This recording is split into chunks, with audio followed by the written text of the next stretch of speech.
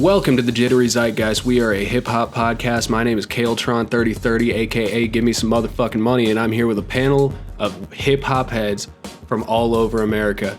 We have Trial of the Golden Witch. How do you do? This is Trixie the Golden Witch, oldest of the new school of poneglyph. We got Cranberry Dave. Hey, hello, hi. And we got Mr. Antisocial Entertainment. Should it be this complicated? Riley.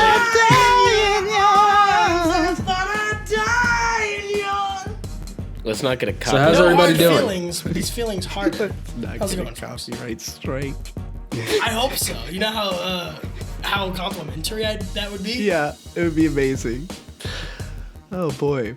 What are we talking about on this episode of the Jittery Zeitgeist podcast? Our host, Kale Bat Eater, who we can find on twitter.com/what? Shit, I look terrible too. You can find me on SoundCloud at Bat Eater. You can also find me on Bandcamp, bateatermusic.bandcamp.com. Give me some motherfucking money. We should have promoted Dave first because his Twitter is at I Look Terrible. That's not my Twitter. It's Dave Cranberry. Don't associate any Twitter with my name. Right. He doesn't have a Twitter, you guys. I don't like the internet. Trixie, what's your Twitter? Oh, you can find me at Golden Witch Fire pretty much everywhere, including Patreon, of course. Awesome. This is my channel. You don't have to find me anywhere. Welcome back. And I'm YouTube.com. All right, what do you guys want to talk about? I'm youtube.com/Cranberry Dave and soundcloud.com/Cranberry Dave. Those are the only sources for Cranberry-related Daves. Hey guys, what do you want to talk about? You know, I was listening to the episode that I missed last week. Sorry about that. I was really hungover. Great episode. You guys killed it. The only complaint I had was I thought it was sort of ironic that you would talk about like an Eminem thing before a JPEG Mafia album review. Sort of demographically confusing concepts. I can see that. Especially since Peggy, I don't think, has ever specifically talked about Eminem or anything. Or MGK. I mean, Peggy goes on Kill Tony, so Peggy's cool. Don't get me wrong. Yeah, no, I love that guy. He's not really racist. He's doing a bit. Yeah. I also love Eminem. I have no particular feelings for MGK. He hasn't done anything for me. He knows what he's doing. Oh, Megan Fox's girlfriend. Right. that one. Oh, Weed. You mean Weed. Didn't he legally change his name? That's what we're calling her now. Weed. Megan Fox's girlfriend, Weed. Welcome to our first inside joke on the podcast. Yeah.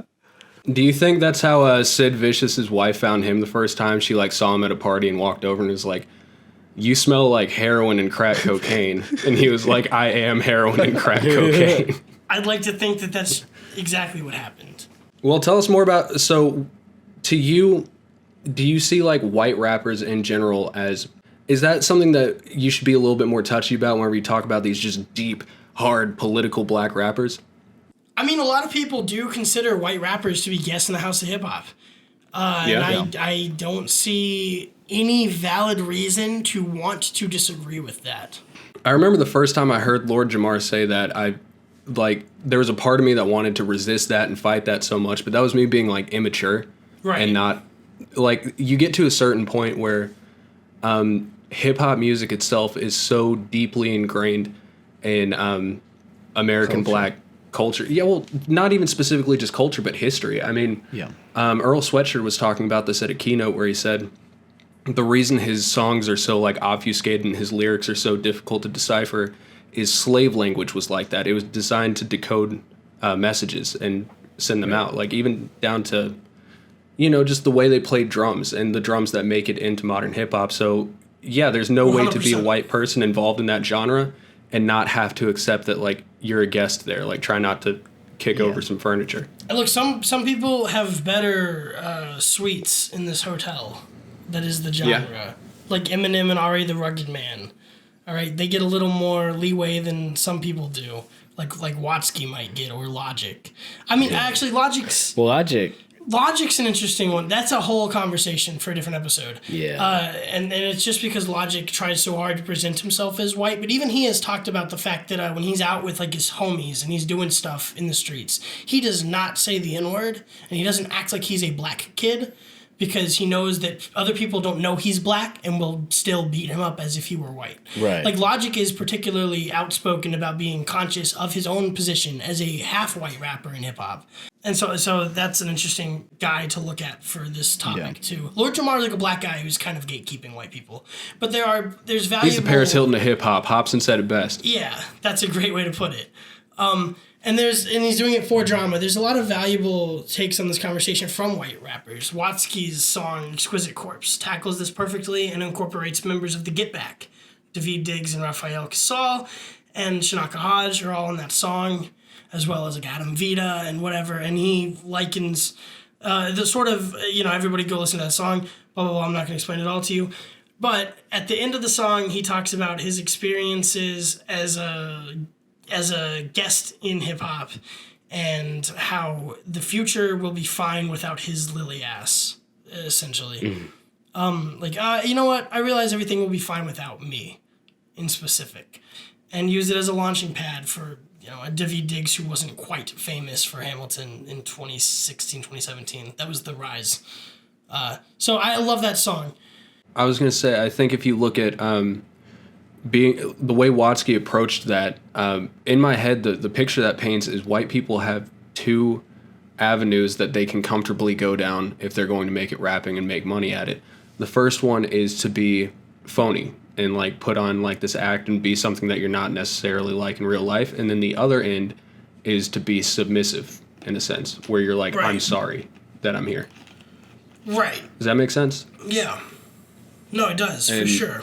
And I mean, you can see that playing out with Jack Harlow. He's submissively, actively part of hip-hop culture. And so he does get like a boost. I mean, he got BET Artist of the Year award. Because he's willing to play that role of like, I'm just here. I love you guys. I'm sorry for like bad things happening. And he just, whatever. He just plays his role. And then you have another good conversation about this has been had a lot by Lupe Fiasco. He's talked a lot about white rappers. But he's generally like favorable to white rappers, like especially nerd rappers. Like Lupe Fiasco is very like okay with people who are not in hip hop culture, like adopting hip hop culture. I'm taking in everything you guys are saying and thinking about my place in all of this as a white rapper is like it's I can't have this conversation without just being like, well, okay, I'm a white rapper. Like, where do I fall in all this? What was that, Batty? I wanted to add one more like point that I think is really important onto what I was saying before you take this all in, because this does approach the concept of me being a white rapper too. Right.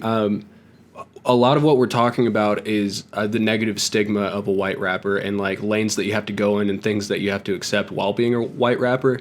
But there is a lot of positives to it. A lot of rappers who, if they were black, would not be making as much money as they are because they're filling these Taylor Swift markets, like Post Malone, where if you look at his numbers, if Post Malone was black and making the kind of music he's making, it wouldn't do as many numbers as it's doing right now for sure. He probably would be up there with who like Rod Wave nowadays, like in that kind of like bracket. Yeah. But because of his skin, he's like on every radio station. He's in like commercials even with his face tats. So I'm going to say, I don't think it's just the skin color. I think it's also that he likes white music. That he's just not all like he's not all the way a hip hop guy. He comes from a rock background, Post Malone, he's very influenced by like Nirvana and country music, and he had Ozzy Osbourne and Travis Scott on the same song. And even beyond that, hip hop wasn't the first genre he tried to break through in. He has older music. He has like 80s parody songs that he did as comedy in high school. Like he's a virtuoso in a way, and I respect that a lot. That like he can shift gears to all these different genres and navigate it. But like the reason that he's successful, I think, has less to do with specifically that he's white and more to do with the fact that he sings in a very distinct style that no one else is singing in, that is more palatable to white people than like other rappers who are doing something very similar, like Lil Baby. I can't see a lot of fucking white like yuppies listening to Lil Baby, even though it's practically the same. Obama's favorite rap songs of 2020 list had 2 Lil Baby songs on it, and these are like the ones that they put out publicly. They're great, and I cool. In particular, one of those is it's bigger than Black and White, which was like all over the fucking radio. Yeah, it's a great song. So I wanted to point something out. So I get that he does all that. He switches genres really well. He has a voice that no one else can replicate. To me, that sounds like why the white people showed up. But right, that's what I'm saying. Like, my point isn't that like it's solely just by being white. It is the difference in being white that separates them and makes them more money. So like I just looked up his first week sales. He pulled in 289,000 equivalent album sales from streaming, units. And then also 200,000 physical sales, reaching 489,000 sales. That's more than all of our favorite fucking rappers. I was saying that's way more than Drake did, especially on the physical side of things. Because so I'm saying I agree with you that that's. Well, like, when did this come out? Was this like 2015? Because you gotta also understand. No, this is September 15th, 2019. Oh, Hollywood's Bleeding. Okay. 2016 is like the beginning of a new era, like where it's like purely almost streaming sales. If you look, the last guy to do a billion, I think, was Eminem or something. It was Drake 2016 with Views. The last guy to break 1 billion sales on a thing. Now it's like, it's always like 300K equivalent streaming. So like that's what keeps J. Cole down or whatever. Kendrick did 280 or something. Yeah. I feel the need to mention I've been to a Post Malone concert. Okay. $130 tickets. Fucking for the lawn. Look, he has a white audience. We know that. It was a huge, very large number of white people. He was also there with 21 Savage. So does Travis Scott. So does Ye. So that doesn't really that's not what makes him feel like a guest in the House of Hip Hop to me. No. I think it really does come down to the cultural thing of it. Yeah. Hold on, real quick. Just a guy that we all kind of agree is like, or like a thing we all kind of agree is different is producers. White producers, right? Yeah. Oh, sure. Yeah. Dude, white producers can go to the fucking top. I mean, you got 40, you got fucking Scott Storch. Okay. Yeah, Dave got me into Kenny Beats' personality. Yeah. Yep. That guy's cool. Fucking... I liken Dave to a young LP from Run the Jewels. Like, I think LP is, like, the best, like, example of a white producer who just makes black music. The Alchemist. That's a fascinating... because I've heard a lot of Killer Mike talking about like meeting LP and everything because they met through Adult Swim, and him having to kind of like explain to like other black rappers like, yeah, no, he's white, but his beats go hard as fuck. Like, like ignore it. Like he had to sell him to T.I. basically is what he was trying to say. Makes sense. But that's to focus more on the producer aspect. I remember what you were talking about. It wasn't that his beats were hard as fuck. It was that he's white, but he can rap. Like, being a producer, if you're like a full-on hard-ass producer, every black person... Injury Reserve. Like, white producer that makes, like, some of the most fucking, like, moving, experimental fucking, like, early 2000s... You know what I'm saying? It's, like, being a white producer, I don't want to hear a white producer complain or bitch and moan once about like, oh, it's because I'm white that I don't get the respect. It's because your beats suck and you don't know how to EQ. Oh, yeah, no. Oh, 100%. I recorded so many fucking songs for people in college because I just had a bunch of beats. Bars. No, that shit's been normalized at least since Hustle and Flow. Like, nah, he ain't white, he light skinned. When the skinny dude comes in to mix the song for DJ... I think you also have to remember like every white producer that's done anything meaningful has produced a beat on which a black person is screaming about all the bad things white people have done. Like, so it's like, I mean, white people. It just trips me out. When I learned that Awaken My Love was entirely produced by a white dude, that really fucked with my mind for a second because I was like, wait, what? Like, well, because that was made by the same guy that did the Black Panther soundtrack and Community. Yeah, Lubin Van Goranson, Swedish kid. Yeah, and it's just like, wow, he like, I mean, everything about the album, like the cover and everything, like signals like this is a Africa Black album, and then it's entirely produced by a white kid who just like listened to Donald Glover's ideas and reproduced them on a guitar, and on all the other instruments in his room. That's actually who I compare Dave to more so than LP. No, that makes sense, dude. He made Camp Fucking freaks and geeks and shit. Like, yeah. But just the way that I've seen, if there's a video where like they go through the whole process of how they made Redbone, and it really was just him like one by one layering on instruments all by himself in a studio, like it's just this one dude.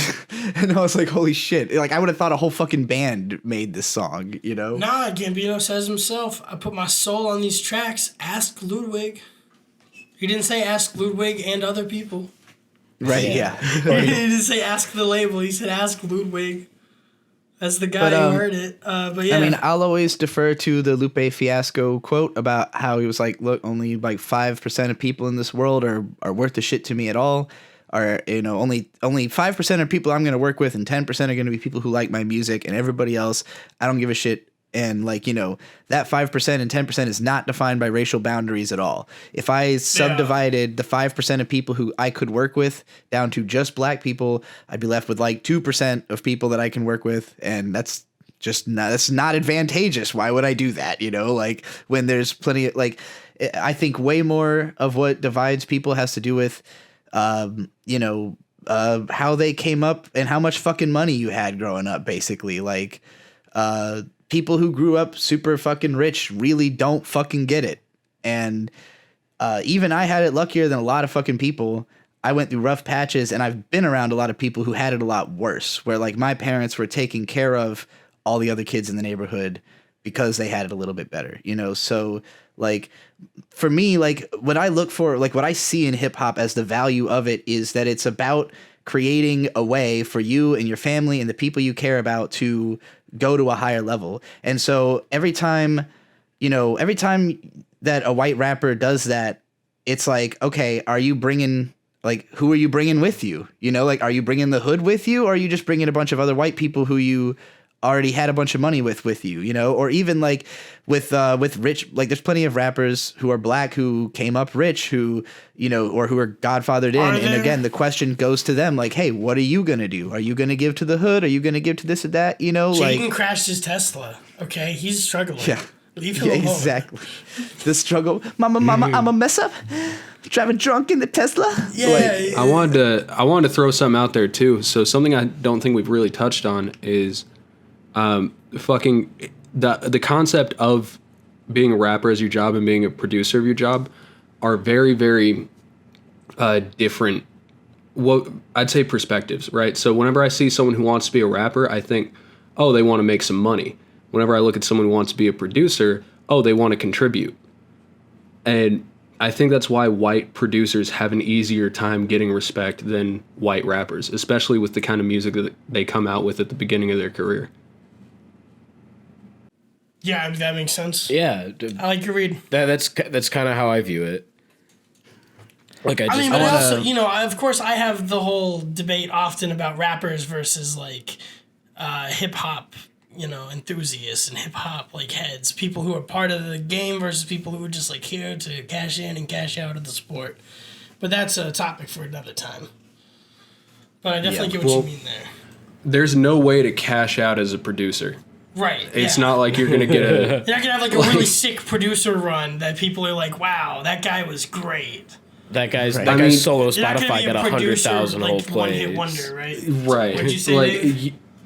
That guy's solo Spotify run got him over 100,000 plays. What a legend. Yeah, his fucking... If you look at like Mad Lib's fucking Spotify, I don't even think it's 200,000-300,000 monthly listeners. Wow. It's being a producer, you're not going to get famous. The only way you are is if you like work within a small group of people, like the way Alchemist and Kenny Beats are doing it, where they're like with the small group of people, every one of those people shout them out and cool beat tags, pretty much. That's Doom has like 5 projects that he made with producers that are just hidden all over Spotify and shit that have like 1,000 plays each, because it's like Doom working with some unheard of producer like JJ or Neruvian. Yeah. On the Mad Lib topic, we currently have Magic floating over our heads. It hasn't like fully dropped or nothing. Logic and Mad Lib's solo or like duo projects. Do we give our thoughts on Logic? Because I don't think we got enough time. No, I mean, again, Logic would be like a whole different like conversation, right? He is black. Like, he came out of his daddy's balls, the N-word. No, it's not even... I wasn't even going to bring up that he was black. It's more or less like, even whenever he writes down his lyrics, it still feels like a lunchroom freestyle, which there could be some fun that comes out of that, but by the, like, 18th or 19th song in an album, you're like, dude, can you just fucking... Can you not say the word Beretta again? We're not going to get into general thoughts about Logic. Don't you know whose balls that man came out of? Stop it. Logic's incredibly repetitive. Yeah. I got to run into this bars here from Kendrick Lamar on the Bitch Don't Kill My Vibe remix that I think about sometimes, where he says, picture little old me giving a fuck for what a fuck boy gotta say. You never be Jay, never be Nas, never be Snoop nor Dre. You ain't get killed in Vegas or in a Suburban. Puff Daddy wasn't your favorite. So many washed up with detergent, but I don't dry tears. I just aim at him on purpose. Like, bleh. Anyway, the point of that lyric to me is like, you can't even compare yourself to these gods or whatever, right? Like, you're not in the same conversation with anybody who Kendrick respects enough to mention in a verse. You will never be Jay, Nas, Snoop, or Dre to him. Puff Daddy wasn't your favorite is a particular... That line makes me always think about, like he's addressing your upbringing as a listener, right? Yeah. Like, and it's interesting to me... hard. Because, like, I'm thinking about... Because I was telling you guys before the show, I've been making this playlist of my entire musical upbringing. Every song I remember having an impact on me growing up. And so for, like... very early childhood, it's all like, you know, very dainty, childish, like sing a song and I love you, you love me. Like, I had a great little childhood pocket there because obviously my mama cared about me a lot. So you have like I love you, you love me, like on your Spotify playlist right now, like Barney songs? Yes, literally that song is in this playlist. Yes. Imagine you're with a girl, she's like, hey, throw on a playlist and I love you, you love me, plays while you're beating. It's the playlist of every song that's ever had a meaningful impact on me in my life in order. Like, yeah, it starts off with literally baby songs, and then it goes into like pretty quickly it goes into alternative rock because that's what my parents listened to growing up. So it's a lot of like Sublime and Red Hot Chili Peppers and that whole like sound from South California of the early 90s because that's what my dad grew up with and listened to. And my parents had like lost a lot of their record collection, so it was pretty much all whatever was coming out right now that was on CD because CD was the new format. So like I grew up with CDs of like Green Day and REM and shit. And like then in like 98, there's like a definitive moment. Not that I had never heard hip hop. There's like 2 hip hop songs that are on my list before that. Those being Fantastic Voyage by Coolio because I toured with Lollapalooza as a kid. My family did a stall. And so we had a toy Trixie slide. did coke off of Trey Cool's guitar. What? I did get... Trey Cool taught me how to skip... Tried to teach me how to skip rocks. Yeah, Trey Cool taught me how to skip rocks. Like the insult, go skip rocks. Trey Cool was kick rocks. Damn it, you fucking... Skipping rocks is cool as fuck. My joke. Fuck you, Trey Cool. This is Trey Cool's fault. Now I fucking hate Green Day. Nah, Trey Cool is great. Green Day are legendary. But anyway, I had a little toy slide, a Fisher-Price slide that we took around with us. So every time Coolio would play Fantastic Voyage and he sings slide, slide, slippity slide, I would go down the slide. So that's my first like real hip-hop memory is Coolio. Who, of course, you know, was also performing Gangsta's Paradise on the same set, but I didn't know. I wasn't catching on to that. Song? You know, oh shit! But you know, and then like there's hip hop influence on the Sublime album, so I caught a little bit of that. But it was really the emergence of like Eminem and Missy Elliott and Ludacris all hitting TRL in like 98, 99, 2000, and then like this huge boom in R&B and like. Also, just my best friend was black and liked this type of music as well. So there was that. Like he was huge into Aaliyah at the time, fucking heartbroken when she died. And Missy Elliott was his favorite. So that was part of like, you know, the two of us could bond over that. And she's also kind of from here, which I vaguely knew as a kid. But I didn't appreciate what that actually meant, like how much it means to have an artist be from where you're from. Yeah. It didn't mean as much to me until I was older. And then I was like, wow, we really like... Missy Elliott's from here, and she was my favorite as a kid. That's really cool, actually. But Yeah, like that's where the hip hop influence comes in. And then it was just basically stuff I heard on the bus or from other people until Kendrick Lamar and Bitch Don't Kill My Vibe. And that's when I became into hip hop in that way. Like, okay, now I'm listening to rap albums. Now I'm like researching people and learning the names and learning the culture. So like in that sense, it's not that hip hop wasn't always with me or that I don't have these like important memories of it, but it wasn't the thing for me until like 2012, you know, when it became when it kind of became the forefront of culture in general anyways. But like the emergence of bands like Clipping and Death Grips and like the pushing of industrial and experimental hip hop really got me, you know, into the fold. And then at this point I like all of it, but I pretty much like all kinds of music too. So I connect with people like Zillakami who are coming from a background of like, you know, he grew up surrounded by white trash basically in Long Island, and like all his friends died of heroin overdoses, but like they were all listening to Slipknot. And so he's got Corey Taylor like tattooed on himself. And I'm like, yeah, we're in the same fucking mental place. Like, you know, my upbringing wasn't as depressing as Zilla's because I didn't hang out with people. I avoided people. So I didn't have to watch all my friends die of drug overdoses. I didn't make enough friends to have that problem. And I was pretty good at keeping my friends alive and out of trouble because they would all just hang out at my house. Like my parents literally would let my friends just be around because they didn't want them going out and becoming troublemakers like they had been when they were kids. So good parenting definitely protected my whole circle of friends. Right, which something about whiteness, right?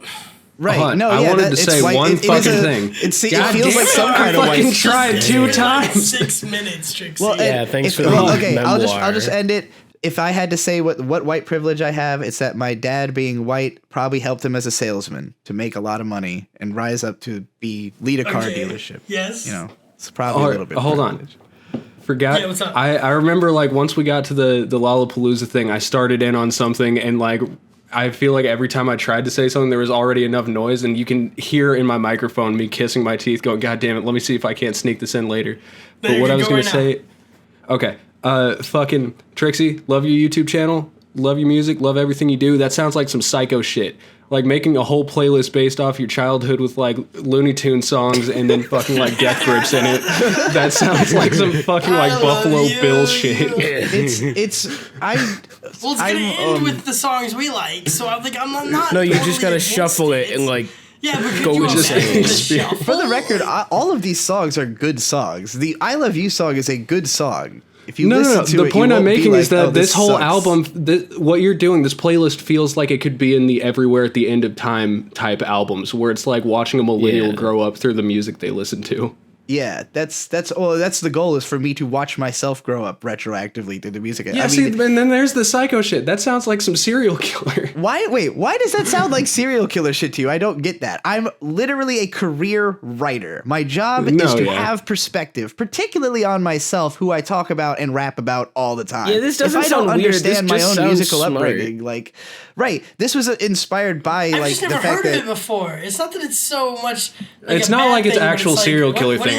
I'm exaggerating for No the one's ever joke, heard but of it's this before. where I That's got what this I'm talking idea is about. because the other day when we did our last studio session, the last song was this big Flowers for Everybody song, basically, that Riley spent an entire day depressing me for. Like, just showing me videos about we spent a whole day just diving into videos about Juice WRLD's death for hours, Mac Miller's death for hours. Then we were oh man, I don't remember who we did next, but eventually we got to Chester Bennington and I fucking lost. I like was just X fucking in tears. X we were talking about for a bit. I already know more about, you know, I've cried my tears over X back when that happened. I haven't finished. I will probably never finish crying over 2 days after his documentary. I haven't actually seen that yet, so maybe I'll end up crying more tears after watching that. All right, but yeah. I'm just saying, like, I've thought about X's death a lot. I have not finished. I probably won't finish processing Chester Bennington's death fully because that's the he's last my one favorite. we did, and that's when they broke you. You had to leave the room and cry a little. I was really. Because I fucking, make good music, folks. Right, and then we watched Euphoria and smoked way too much weed and like woke up and I watched Nightcrawler, all just to get myself into like this very particular headspace. I had to watch Nightcrawler because I had to feel sociopathic enough to monetize these feelings. Like, because it's fucked. Like, I'm talking about people I wish were still alive and shit, and like name dropping, you know, like personal connections and stuff in this song. So it was like the thought of making this a product is a little bit fucked to me, and I had to watch a movie about a much worse person doing a much worse act of that for me to feel good about it. But yeah, like it was an interesting experience, and it got me thinking a lot about you know, my heroes and stuff like that, who like, yeah, of course. I'm at a position in life now where I understand that I could have worked with Chester. Like, that could have been a thing that I could have pursued, and I just didn't know that when he died yet. Like, I wasn't at that point in life where I understood that I could have met hold on, real this quick. person. You Your know? interview on the Needle Drop podcast is 2 fucking episodes away from David Diggs's. That's incredible. You could have done a lot fucking more than you did. Yeah, And I could have done a lot more it. than I did. You actually could have, and when you say this out loud, people will think it's batshit.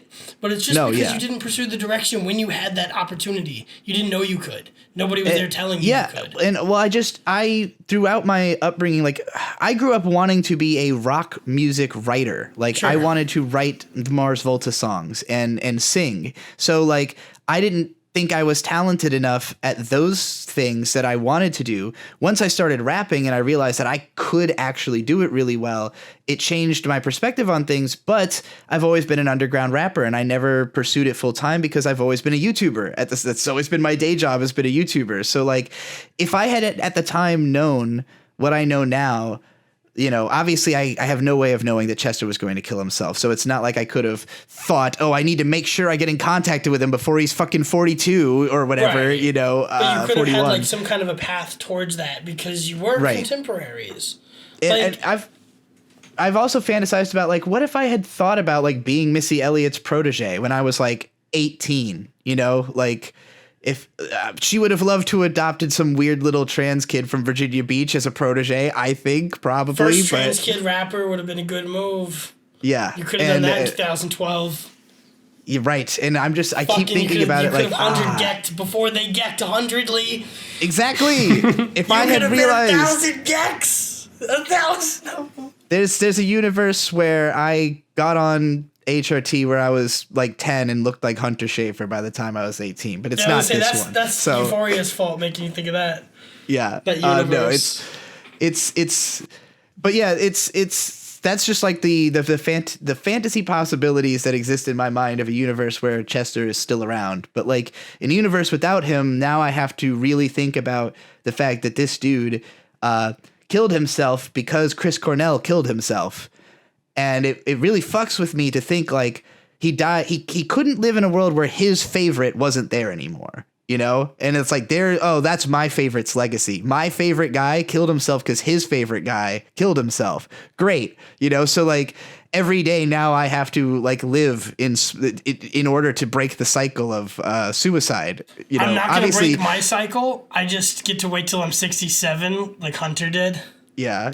No, Hunter Thompson went at a great time. Yeah. But yeah, fucking, obviously I never actually met Chester. He actually was friends with Chris Cornell. It wasn't like just some parasocial thing, but you know, it still gets not that there's anything wrong with parasocial. No, not that there's anyone who's listening to this. I am your friend for real. Well, I think you've actually helped me come around to this, Bad Eater, because you were literally like a guy that knew me parasocially, and you were like, yeah, no, you can come to my apartment, and then we became friends. So now I'm like, well, I actually unironically think anyone could be my friend. Dave was a Trixie fan. You were a fucking Dick Show fan. And Trixie. I was an Everybody fan, and anyone that I like contacted has been technically through parasocial ways, but... See, me too, but I kind of like didn't realize that because I was the one doing it, so I didn't realize like how that worked. But it's like, I watch Mr. Girl videos because like I'm friends with Max. I watch fucking the Dick Show and work with the Dick Show because I'm friends with Dick. So obviously I'm friends with Vito or Tony. That's why I like their things. Like, yeah, you forget that. Oh wait, all these friendships you have started with these people are doing something I like, and I'm going to talk to them about it. Yeah. Yeah. So I had lost perspective on that for a while, but I'm back around. There's obviously extremes in both ways. I mean, you'll have like a safe gun owner and a dangerous gun owner. You'll have like a safe parasocial person, and then the extreme is, obviously really fucked up people. Well, there's weirdo people you actually know too. There's like colleagues, there's friends you actually have. There's fucking like school members that do crazy shit. It's really hard not to meet a weirdo. Yeah, I'll say as somebody who is analytically minded, the most difficult part about all this for me is like if I watch a lot of someone's content, I've thought about them quite a bit, and I know a lot of people. Like I read comments, and I can tell how much each commenter has thought about me, like how much they think they know me, and some of them do. Sure. Like there are commenters who know me pretty fucking well, and and it really comes through when they call in. Well, yeah. That's what we do. We say, and Lupe is saying this. And it's like, well, I know he's saying it, but like he's not literally saying it. We're saying he's saying it based on what he's saying. Yeah, we're analyzing and reading into and I always want to make sure we emphasize that like we're not trying to put words in these people's mouths. That, Dave don't take our told me interpretations once. He said, as gospel. I know better what Denzel's thinking than him. Yeah, I said death of the artist, more like, yes, do that. I hate artists. I want all of their art without the burden of having to know them. Exactly that. On that point of like your audience like knowing you, almost like, again, parasocial, the idea of like a one-way friendship in a way, but those people are not going to be the ones that get you in trouble. The people that are going to get you in trouble are the people who don't know how to interpolate what you're saying. They just pop in because at a certain point, I imagine it's easy to start getting a little bit looser with your writing whenever you're making a video because you're confident that your main watching body understands what you're trying to say. Not anymore. Never again? Never, ever. I assume nobody has any fucking idea what I'm talking about at all. Like that's a good move. Well, Trixie has lost personal continuity, which is like a big thing, obviously, that kind of... Well, and I never really had it. That's the problem, is that, like, me trying to create a personal continuity is really what fucked me up for a long time, because people don't follow it. They just don't. Like, every video... Like, the After Dark channel, let's say, would average, like, 10,000 views a video, right? But it's not the same 10,000 viewers each time. The channel had 70,000 subscribers, and it would be different 10, like, there's certain people who watch all of it, but that's, like, 1,000 people who are watching all of it. And then everybody else shifts in and out based on that content. And, like, I would do a video and then read some comments and then do a follow-up video right after to continue on the narrative, but it gets half the views. Then I do a third video following up on that one that gets twice the views of the second one. Now I know that people don't know what the fuck is going on, so it's like me constantly trying to wrangle people into understanding the continuous narrative. It's like there are people who either just get it or they won't ever. So like the people who just get it, they don't need that level of hand holding, like they're just going to show up and they're always going to get it. And that's the people who I've really got like in my chat now, like the people who show up to the live streams, all those people know exactly what's going on, yeah. And it doesn't and the need people to that are in the explicit. Discord and who watch mine and Min's content in an overlap are also some of the people in the Discord, the regulars, we'll say. Yeah, is the Discord full of like random people now? I don't know. There was like a lot bigger with the rant room, of course. Yeah. There was a big explosion of discussion there for a couple days. I assume it's calmed down again, but. Well, man, at the end of the day, with this whole parasocial thing, which I think should just be a whole other topic that we really go into in another episode. Or the new Voyagers podcast. Have you back on there to discuss that there? Because this is a great conversation for something that is not for hip-hop fans. Yeah. Agreed. Anytime you guys want, we can just do it on that instead. I say we take a bathroom break and then do the Deltron review. Sounds good. We'll see you guys back here in just a little bit. Dave, did you have anything to say this hour? Well, I'm not really like. I don't know. I've avoided the parasocial shit mostly. Like I don't engage with it. I try to just totally separate it from the unless it's like a seriously like famous person and their social life or whatever. Like if it's DaBaby, I can't avoid a bit of parasocial intrigue. He's only killed like one person. It's right. Fine. Right. 2. Fuck. Wait, really? DaBaby. Yeah, he just killed another one at his house like a month ago. Oh, that's... I don't think he killed that guy. I think he just shot him. No, let me look it up. The guy died. Let's see here. DaBaby slaughters his next victim. Google. Let's see. Yeah. DaBaby kills second person. I know he shot that guy. I just didn't know he died. Dave, what do you think of white rappers being guests in the House of Hip Hop while Kale looks this up? No, I already found it. He got into an altercation with Henry Douglas. Kirk would later shoot and kill Jalen Craig during the fight. Well, he's killed 2 people. Hey, he's a lonely baby. So, it's okay. Go ahead, Dave. I'm sorry for jumping in on you. I just want to get that out of the way. I mean, I think it just makes sense. Like, it's... That rappers are guests. That white rappers are guests in the House of Hip Hop. Because... Yeah. I mean, no matter how much you LARP about it, you are literally just... Yeah. From a different culture. And again, you can be you can be in the culture. Like, I was adopted into the culture, but it is still it's like Wakanda versus not being born in Wakanda. You literally have like a visual indicator of otherness in that. Blueface has blue face. Yeah. You see you get the joke? It's like in Wakanda, how they have the blue on their lips. Right. To signify they were born there, like the really blood of Wakanda. Well, Blueface, does. You know? There's a blue face. That's the joke. I think I just got it now. I've gotten really into having bad jokes and then elaborating on them. Jeez. All right, so we ready to take the break? Let's get that break. Go to a break. All right, let's do the break. And we're back, folks. So today we're going to talk about an album called Deltron 3030 by supergroup Deltron 3030. This is a group headed by Del the Funky Homosapien. This album came out October 17th, 2000. It's a special album. It is a rap opera. And we're here with a group of people that very much love this album. We're going to talk about it. Riley, what did you think? Yes, I fucking love Deltron 3030, yo. The Deltron Zero, Captain Aptos, Skiznod, the Boy Wonder. They're the characters that we follow through this rap space sci-fi opera adventure. I got into Event 2, actually, first, through my late great friend, radio comedy show host Carlito of MadhouseLive.com, rest in peace. He had sent me a zip file with the album that September, and so I got into Deltron 3030 backwards from the second album to the first.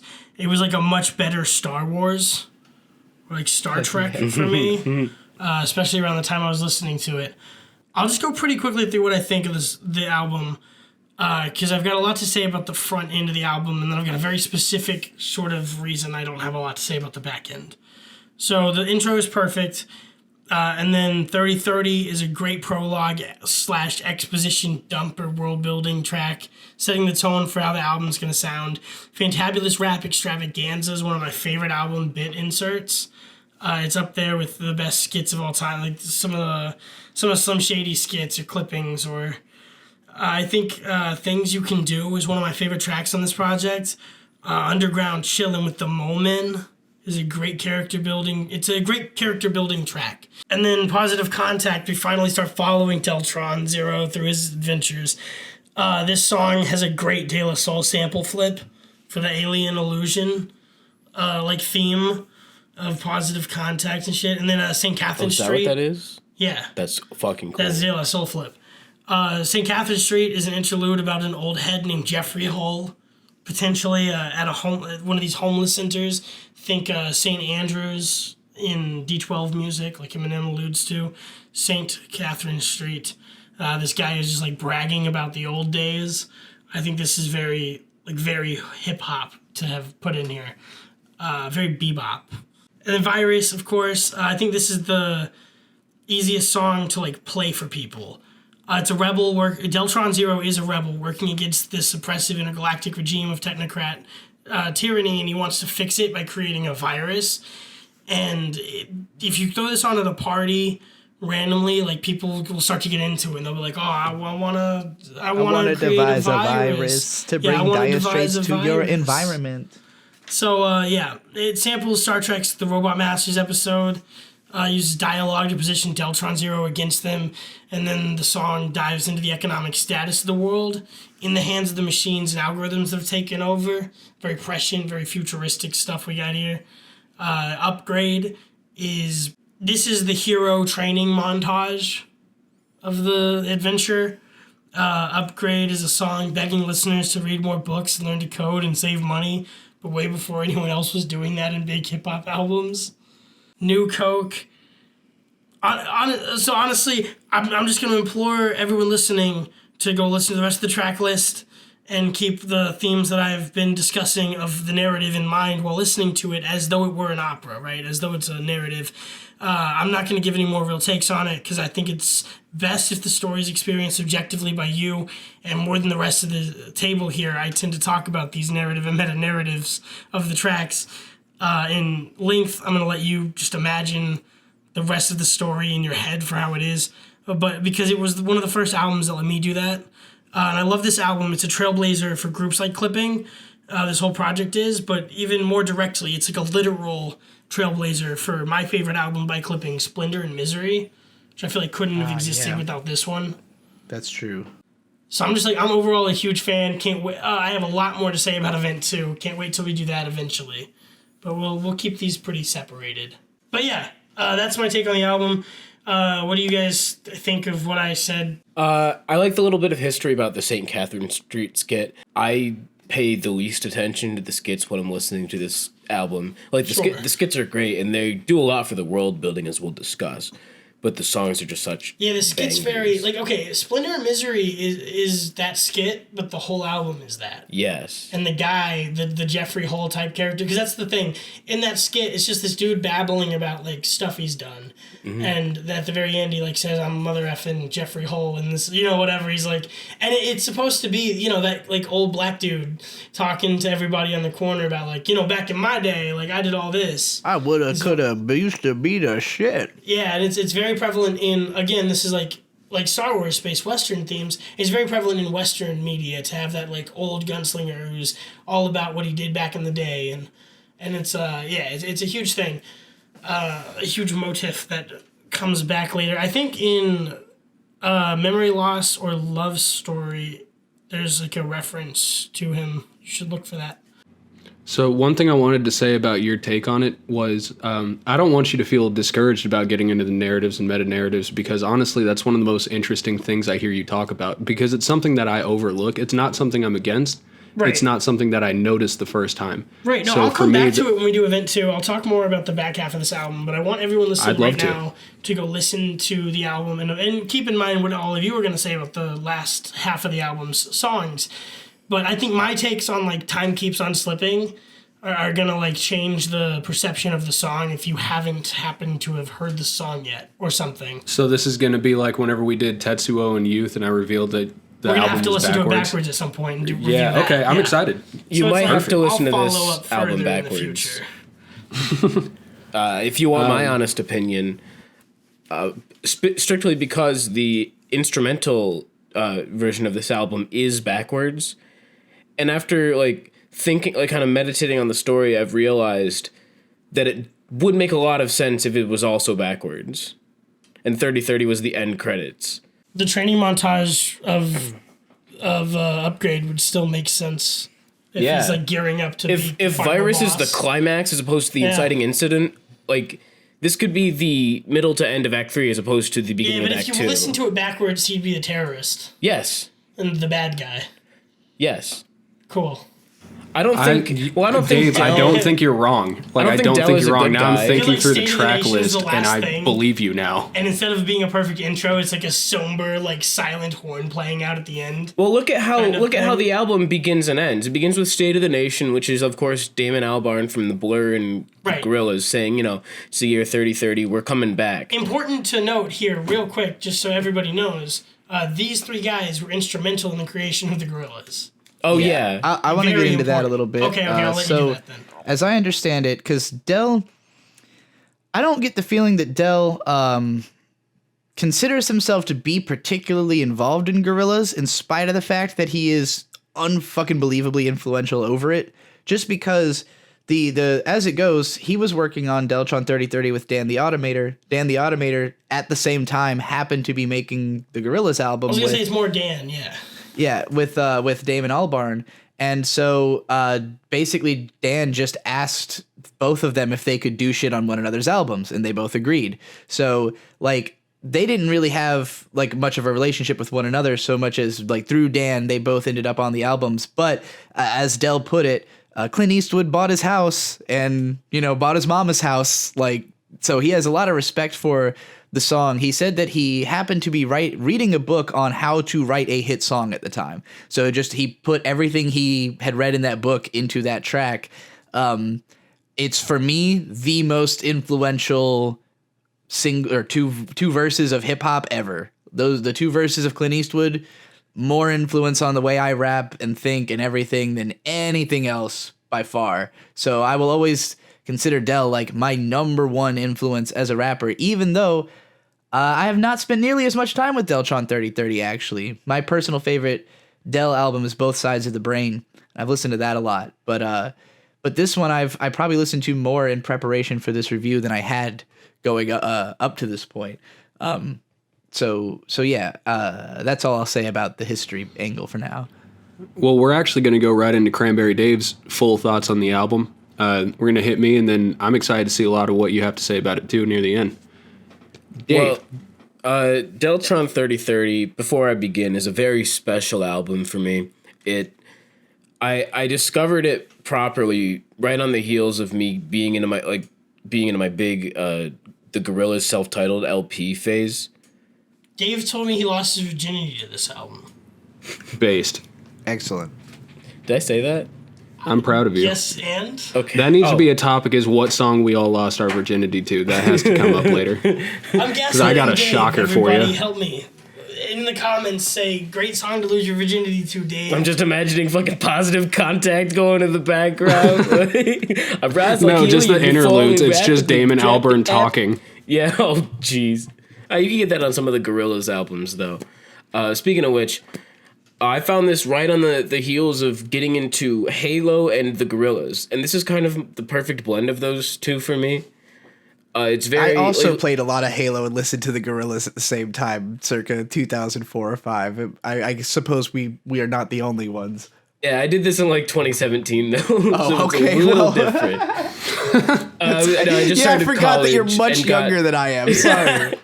Yeah, no, I just started college and I got my first Spotify account, so I could finally revisit the old CDs that I'd had and be like, oh, this guy is a real artist who is in other stuff. It's honestly, no, you're blowing my mind right now to even think about that the level of impact of this shit, that it I actually grew up with it, but you or rather I should say we both grew up with it, but I grew up with it because it was new and it just came out and it was on the radio all the time. And then it's just stayed so relevant and so good and so forward thinking that and informed so much of what's come after. Gorillaz was when I was in the ghetto, when I lived in the ghetto, it was one of the few things I could connect with people on, because it was one of the only albums that I had listened to a whole lot and could rap the whole thing along with other kids who, just had it as one of the rap albums they listened to. Yeah. I had a similar experience. When I was primarily when I was playing Deltron out loud was in college, and I'd meet a bunch of people who are like, man, I haven't heard that album, or that guy, I haven't heard Del in a very long time. A lot of them remembered If You Must or Clint Eastwood or one of those. Yeah, If You Must was also a big influence on me because it was in Tony Hawk 3. And, so I heard it a lot from that. Tony Hawk probably influenced all of my music taste. I just love everything about this album. The production by Dan the Automator. He's one of my inspirations in terms of being a DJ and producer. He's got thousands upon thousands of records that he just works through through his DJ work, and he finds samples out of anything. He produced the Portugal the Man album that finally helped them crack the mainstream. Shoot, really?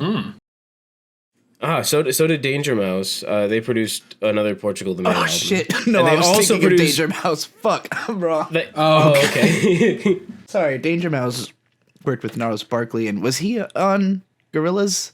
Yeah, he did Demon Days as well. Okay, yeah, that's why I confused it. Sorry about that. No, but between the sampling and arrangement of some of these Dan the Automator beats, they seem very simple, but the best example of this is on Time Keeps on Slipping, where there's 4 different layers of instruments that you can barely hear over the main bass and drums. And the falsetto Damon Albarn hook on it doesn't help to draw away the comparison, but it does just sound like a Gorillaz like Phase 1 song with Dell on it. Time keeps on slipping, and it's just one of the most rich, beautiful instrumentals I've ever heard. Same with just all of the interludes on this thing. The News, a wholly owned subsidiary of Microsoft Inc., is one of the most beautiful songs I've ever heard. It's like a very somber harp arpeggio under the sound of like a lady speaking in Spanish, and it gets across this terror, this fear and confusion that even if I understood what she was saying, I've looked it up before. I don't know off the top of my head, but it's pretty intense stuff. And to go from that to something like, I don't know, something a little more comical like New Coke, when like, oh, remember when a bowl of soup was a nickel? Or National Movie Review, when they're talking about Strange Brew like it's some high artistic masterpiece. I don't know.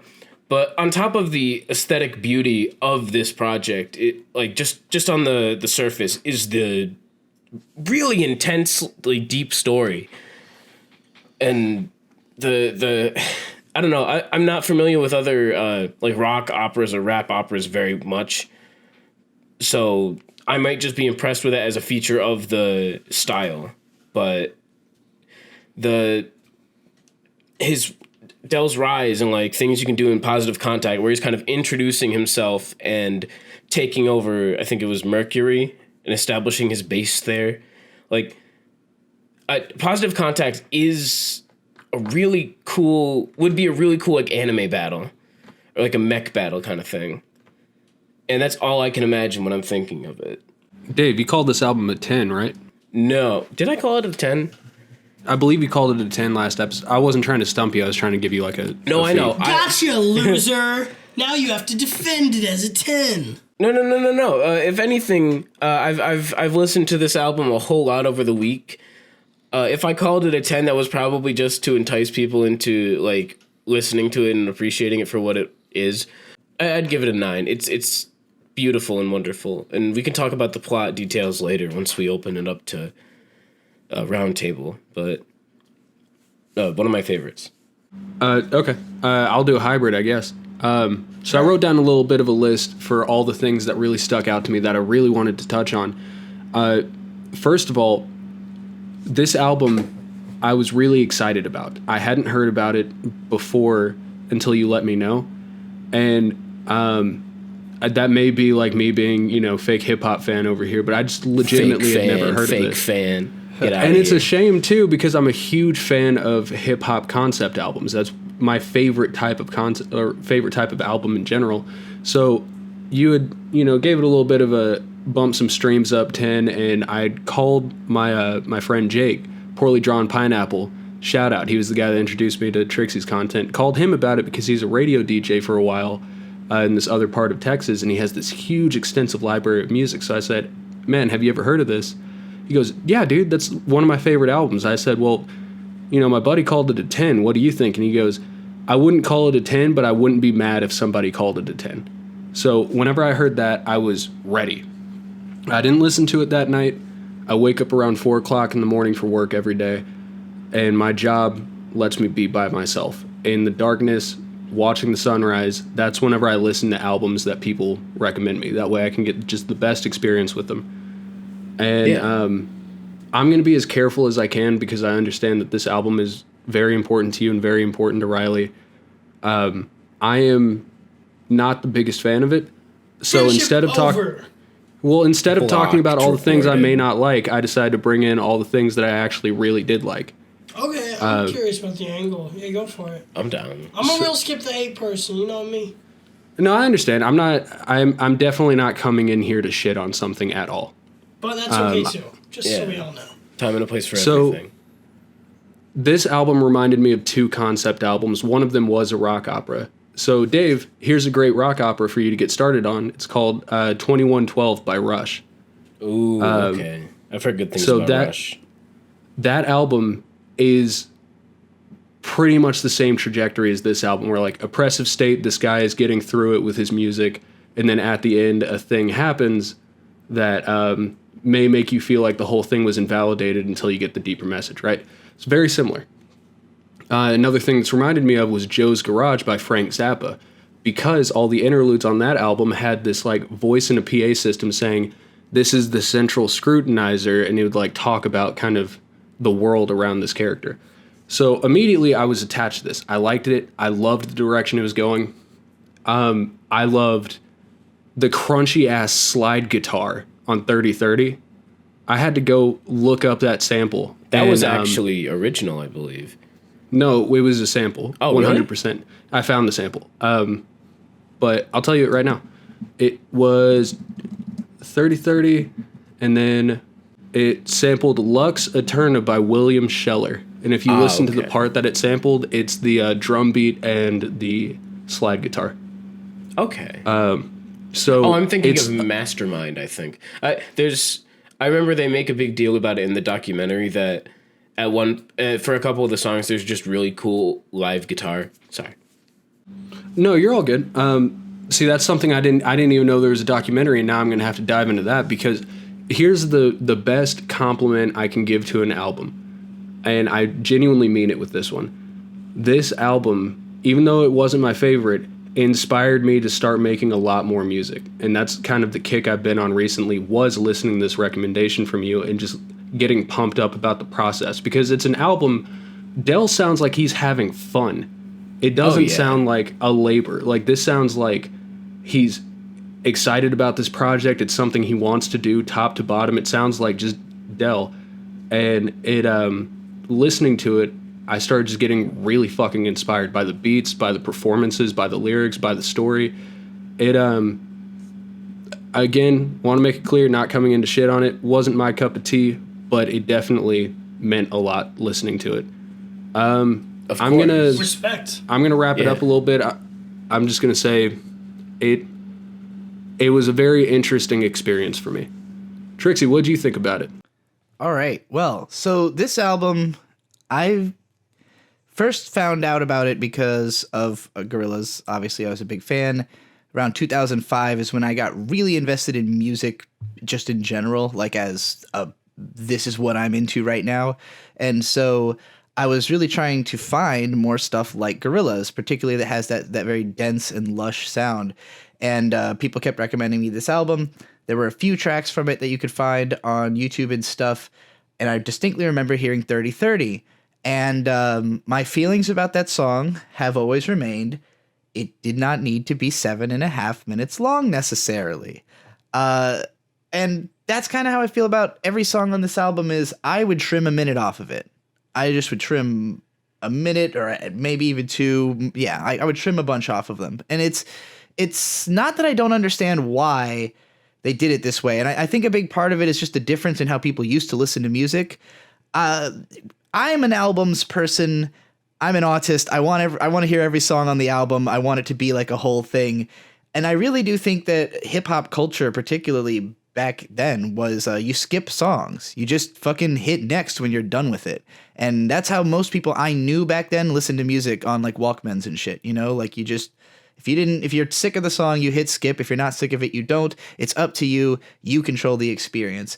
And now that we're in this sort of streaming age where, like, I'll also say this. I think back then you were more likely just actively listening to the album and not really doing other shit. Like, you went for a walk, you put it on your Walkman, you press the buttons, you know, you're just you and the album. And that's the best way to listen to this, because it is a dense narrative. It has all these, you know, messages and stuff. And if you're paying attention to the lyrics and you're getting involved in the universe, then it wouldn't be as tiring, you know? But like, if it's just something you're listening to as just music to have on, then the beats are very repetitive. And yeah, they sound gorgeous, but you know, the drums are usually pretty simple boom bap stuff. And the samples repeat and the hooks repeat, and he says this is Deltron Zero and Automator about 700 times in the song. Yeah.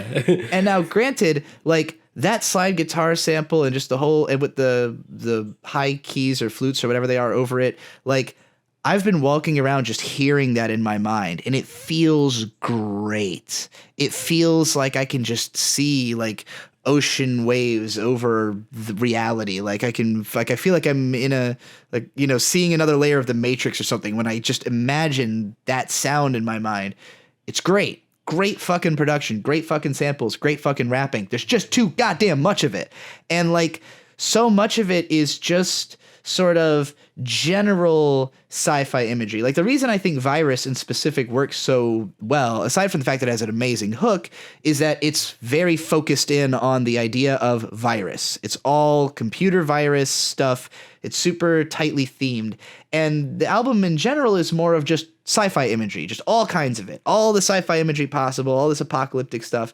And even in spite of there being like, you know, a narrative aspect to it, I wouldn't be surprised if Del freestyled a lot of this album, because it sounds like his freestyling voice, and he uses a lot of the same flows over and over, where in his more crafted bars, like from other albums that I've heard, like there's a lot more attention to making like every single line distinct, whereas in this there's a lot of times where it feels like he's just kind of rambling all the stuff that's coming into his head in a way that's like Unlocked. It is very Deltron-esque in that way. Yeah. But Unlocked songs are like 2 to 3 minutes long, which is exactly how long they needed to be, you know? And like, I think if this was a little bit punchier and more modern in that way, it would have hit more with me. 3030 would still sound like this planet-crushing epic at 5.5 minutes. You know, 7.5 minutes is just slightly excessive for this. But then again, I'm also coming at this from a perspective of I grew up listening mostly to hip hop, or rather to rock concept albums.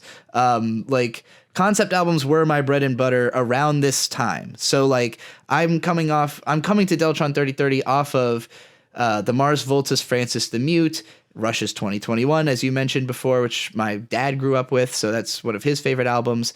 And that one is very clear in its communication. Like the story is not veiled at all. It's like explicitly telling you a story. So it's a, like, I think in that way that laid the framework for something like this to exist that is more impressionistic and vague. And then this existing laid the groundwork, for something like Splendor and Misery that's so specific and so weird and targeted that, like, you know, there had to already be a general sci-fi album before you could do like a really specific sci-fi album and have it make sense and click with people. So yeah, I think its influence is huge. There's been way more hip hop, way more sci-fi. I don't think you'd have like even Death Grips without this. They're pulling from all the same imagery. Also, Del is like one of the first, I think, like openly calling himself autistic rappers out there. Like he's a real representative for us schizo-autistic people, because he raps about being those things, and it's like very blatantly. So like this whole album reads to me as just like a crazy schizo post of all the sci-fi shit he's ever consumed up to that point, you know. And like Del has consumed a lot of media. If you've listened to his song the Proto-Culture, which is a Macross reference, he's seen more anime and played more video games than any other rapper, period. So, especially in the 90s. He was like importing fucking foreign Dreamcast games and shit and rapping about it. So like, yeah, there was nobody who knew more about sci-fi and could have delivered this album this way. Like only Del could have done this. And like, I'll even say that I think part of like the discomfort I feel in hearing so much of it is that, again, I've taken so much influence from this. This is how I freestyle. Like when I'm not reading bars, I freestyle just like this. And so it's like a weird feeling for me of like, oh, I want to rap now. Like I want to rap over these bars. I feel that influential feeling of this makes me want to do it myself, you know, which is great. I love that I get that feeling from it. Is that universal? Do you feel that, Dave? Well, I mean, first of all, I just don't know if I agree that he's freestyling much of it. Yeah, there's some bars that are just a little too padded, maybe. But I just think that this album has a very clear story to it, and it's just he might be like missing some bars or just not having stuff that stands out, but the stuff that stands out is just really perfect. Well, that's the thing, is that padding that you hear. I don't think that's freestyling either, but I didn't even think that in the first place. The thing I thought was that's a relic of the late 80s and the early 90s, and around the time this album came out, that kind of style was making a resurgence. I mean, you had That's true. Biggie and Pac were like the biggest things in 95, 6, and 7, and then whenever this came out, not shortly, like a couple years after you had Mad Villainy, there was a resurgence of that kind of style. Well, and I mean, I don't think it's, the thing about that is I don't think it's that different from just what he was doing through the whole 90s. Like, he started in like 91. Yeah, 91 is when I Wish My Brother George Was Here came out. So like, and he was in Hieroglyphics, which was like bigger than he was in the late 90s. Like, they were one of the big backpack rap groups. So like, Del was like, he was the one creating that sound. If that was coming back, it was because of him, like, doing it just I don't disagree with that. But I just think, like, I mean, I'm thinking about, like, Denzel Curry is somebody who freestyled better than I can write raps when he was 16, and he freestyled everything on Deltron. I have no reason to think Del couldn't have freestyled this album. Like, I just think he's that good. It's a man who's done nothing but rap for 10 years by this point. Like, that's been his career, So, okay. Like, I just think it's possible to freestyle that fucking good if you're Del. If I had to take a guess, I wouldn't be surprised if it was a mixture of both. The way, like, Lil Wayne writes his raps, where he'll freestyle one line and then come back later once he's thought of another one and punch in with it. Oh yeah, punch-ins is what I don't mean that it's like non-stop freestyle. Like, that's not what I mean ever when I say that, because just to make it like clear for anybody listening. Yeah, and when you do like freestyle, you can even just say like, oh, that last part I did was really good, I'm gonna do that again. Like that. When I say that Zell freestyled all of that album, I mean he did it in like probably 8 hours. Not 30 minutes, which is how long the album is. But it was one studio. You mean session Deltron on that one? Yeah. So, this album's obviously like a lot bigger and more fleshed out, and probably had a lot longer of studio sessions and had writing interloped with it. But I just do think that he could have very well freestyled a lot of it. And I only accuse it of that because it sounds like his freestyle flows. And like, and I'm pretty sure he freestyled all of Iller Than Most. He produced and freestyled all that just as like a laugh. And I love it. It's one of my favorite albums also. So yeah, he's just that fucking good. But still not one of my favorite albums. I would probably give it like a strong 7 to a light 8 personally. Yeah, it's not a favorite album of mine. Event 2 is. Event 2 makes it in. I'm going to go ahead and listen to the whole discography at this point. What I think's interesting about this, what I think about this project that's super fucking interesting to me is it feels like a home movie. And that's so endearing. Like, it has something that no other album can try to have, and that's fucking like pure charm. It draws me in anytime I listen to it. Again, like, I'm not going to give my rating because I don't want to focus on the negative thoughts that I have on it. It's just what I get out of it positively is good enough for me to want to recommend this to people. Yeah. So get it. Go out, listen, buy a physical copy off Amazon, give your money to someone else. Yeah, YouTube. Spin that vinyl disc. And listen to Both Sides of the Brain. It came out the same year, and it has If You Must on it. It's a classic. It's definitely a mixed bag. You won't love every song because they're fucking weird. A lot of them are really weird. He's almost not as weird as Bus Driver, but approaching that level of weird shit. And then listen to Event 2 because we're gonna review that eventually. Yes. I mean, I can't really think of anything else we need to say. Riley, you're up next on the album picking totem. What do you got? Yes, I am going to do Donda 2 for my choice, and since it's not officially out on streaming platforms, I'm going to have us be listening to a super top secret Cranberry cut, which I think isn't illegal because we're not selling it. Yeah, we're not distributing it. We're listening to it as a group. Yeah. And I guess we could put it like up in the drive or something for people to download. You know what? It might as well doesn't exist.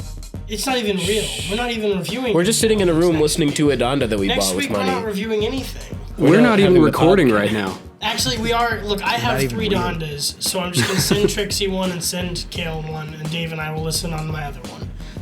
We're going to do Donda 2, everybody. Amazing. I have 3 stem players. Donda, donda, donda, donda, donda. We'll catch you guys next week with that Donda review. Peace out. Donda.